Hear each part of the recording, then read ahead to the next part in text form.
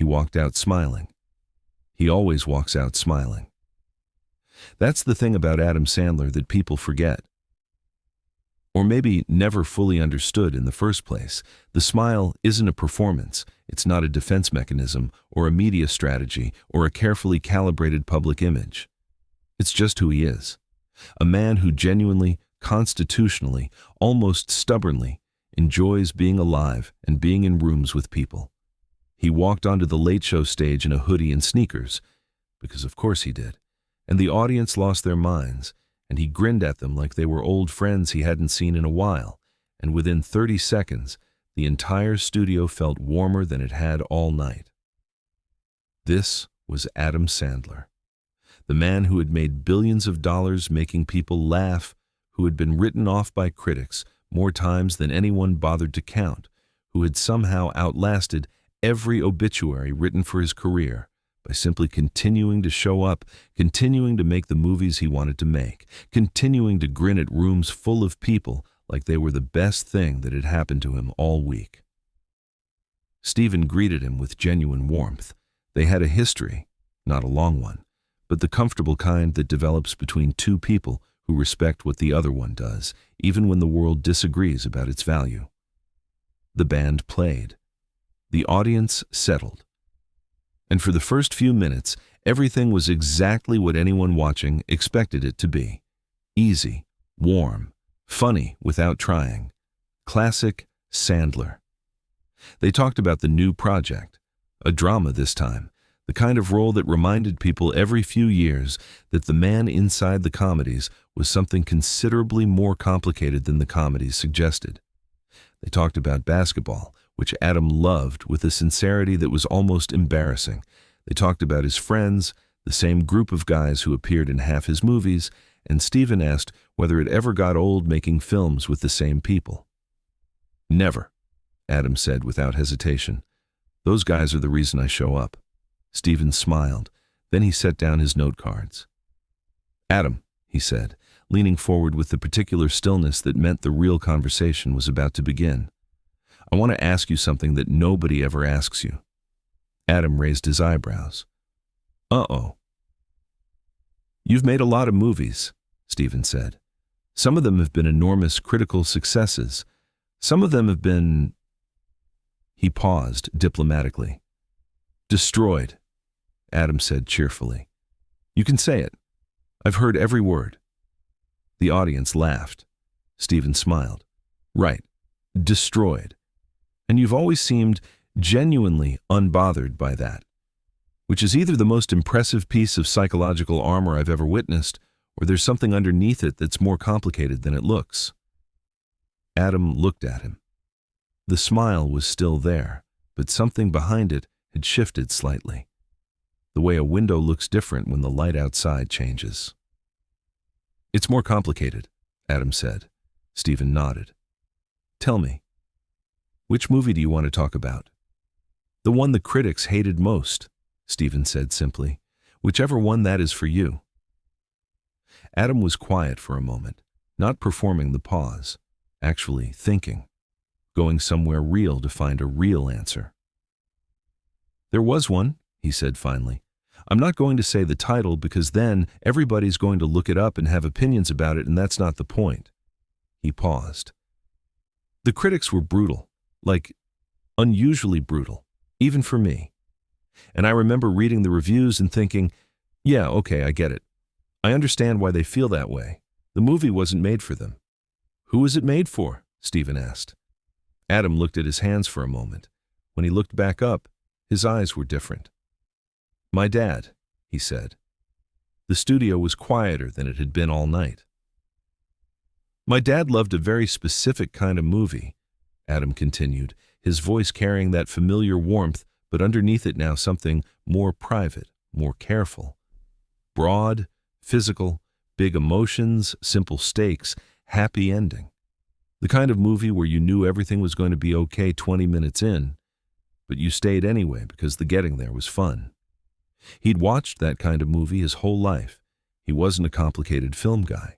He didn't need subtext or moral ambiguity or an ending that made you think for a week. He just wanted to laugh and feel good and go to bed happy. Stephen was very still. And I'd been making movies for years by then, Adam continued. Good ones, bad ones, everything in between. And my dad would call me after every single one. Every single one. He'd say, I saw it. I loved it. You were great. Whether it was great or not, whether it was a huge hit or a disaster. He called every time. He paused. But there was this one period. I was doing more serious stuff, trying to prove something to people, trying to show the critics that I could do what they thought I couldn't. And the movies were good. People respected them. Awards, conversations, the whole thing. And my dad would call after those too, and he'd say the right things, but I could tell. Adam stopped. I could tell he wasn't having as much fun. Subscribe and leave a comment, because the most powerful part of this story is still ahead.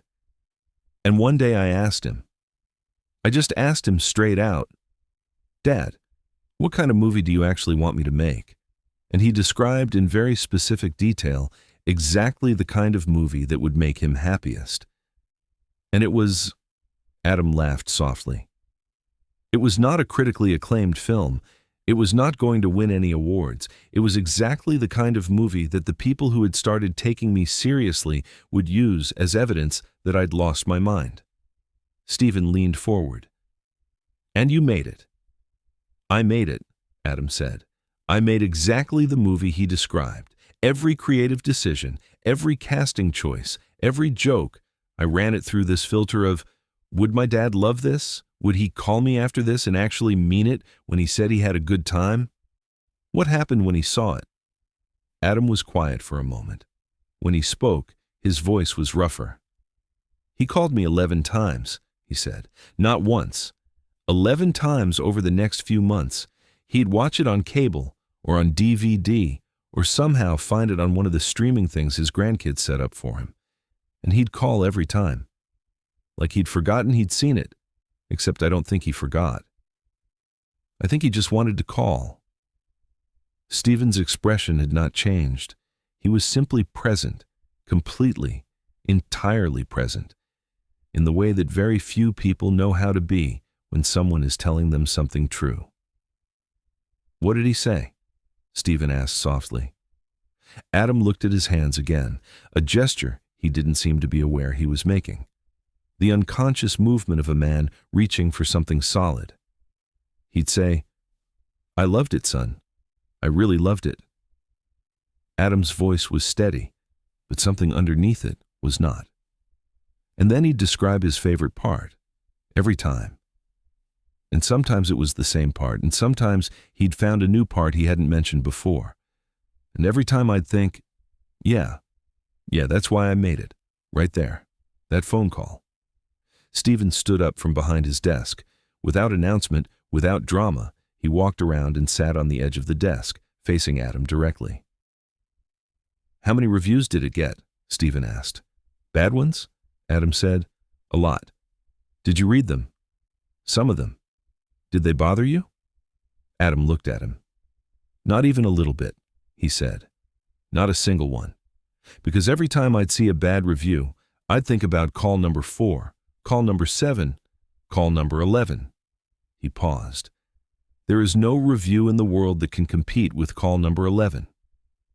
Something moved across his face then, complicated and slow, not quite grief, not quite joy, but something that existed in the space between the two, the place where love lives when it's been through enough to know its own weight. He's gone now, Adam said quietly. My dad. He's been gone for a few years. The studio held its breath. And I still have those voicemails, Adam said.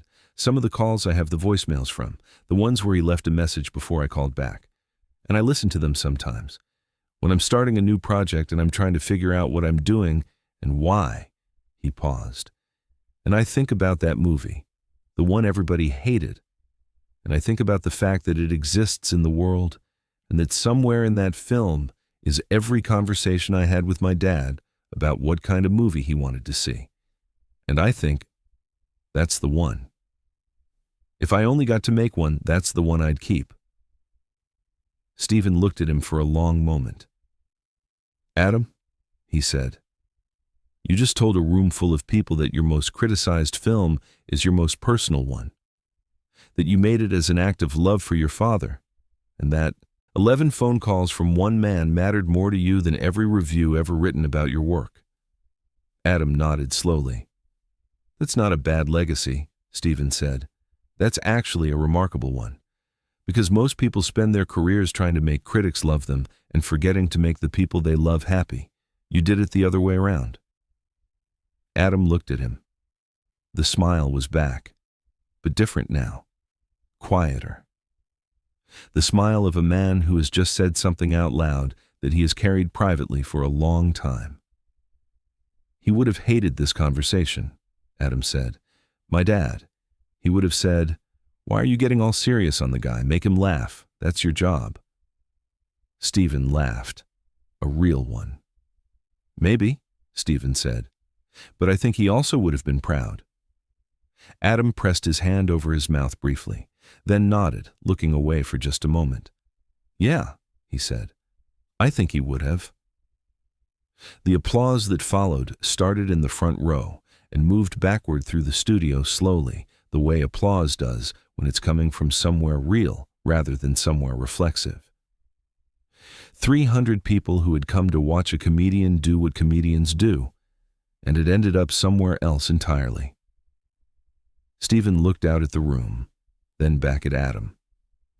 "I want to say something to anyone watching who has ever dismissed one of your movies," Stephen said, "or anyone who has ever dismissed anything that someone made with love for a specific person. The critics weren't wrong about the craft, but they were wrong about the point, because the point wasn't for them.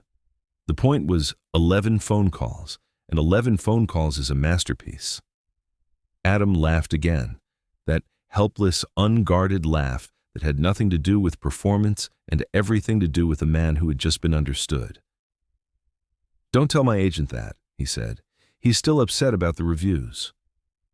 The studio erupted, and in that moment, laughter and grief and love all occupying the same space simultaneously. The room was exactly what Adam Sandler had spent his entire career trying to make rooms feel like: safe, warm, full of something good. His father would have loved it. That night, laughter gave way to grace, and television remembered what it was for.